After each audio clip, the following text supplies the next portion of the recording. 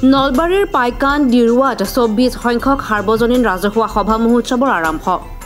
নলবাৰীৰ পাইকান ডিৰুৱাত শুক্ৰবাৰৰ পৰা তিনিদিনীয়া বৰ্ণাঢ্য কাৰ্যসূচীৰে ২৪ সংখ্যক সাৰ্বজনীন ৰাজহুৱা সভা মহোৎসৱ আৰম্ভ হয়।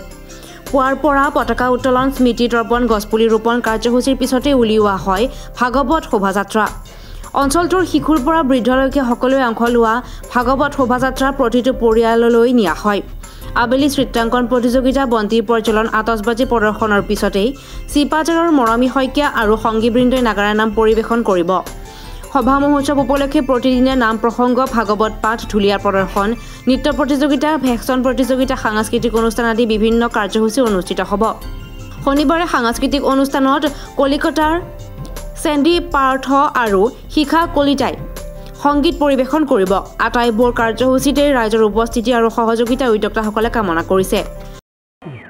এইবাৰ আমাৰ ২৪ সংখ্যক সভা মহোৎসৱ পাইকান ডিৰুৱা বুঢ়া গোহাঁইঘৰ প্ৰাংগণত আমি প্ৰতি বছৰে এই সভা মহোৎসৱ উদযাপন কৰি আছোঁ। আমাৰ অহাবাৰ ৰূপালী জয়ন্তী বৰ্ষ, ইয়াত আমাৰ যথেষ্ট মানুহ সমাগম হয়। আজি মোটামুটি ২০০০ মান মানুহ হ'ব আৰু অহাকালি আমাৰ ইয়াত ঠাই নোহোৱা হৈ যায়। এনেকৈ দৰ্শক আহে যে আমাৰ সাংস্কৃতিক সন্ধিয়া থাকে, আমাৰ আধুনিক একক নৃত্য প্ৰতিযোগিতা অহাকালি আৰম্ভ হ'ব। আমাৰ নলবাৰী জিলাৰ প্ৰত্যেক ঠাইৰ পৰা চুকে কোণে যিখিনি প্ৰতিযোগী আছে সেই প্ৰতিযোগীসকলে আহি আমাৰ ইয়াত অংশগ্ৰহণ কৰে আৰু উক্ত অনুষ্ঠানটি চাই খুবেই ভাল লাগে। আমাৰ ২০০১ চনৰ পৰা আমাৰ গাঁওবাসীৰ যিখিনি বয়োজ্যেষ্ঠ লোক আছিল তেখেতসকলৰ অনুপ্ৰেৰণাতেই আমাৰ এই অনুষ্ঠানটো আজিলৈকে চলি আহিছে।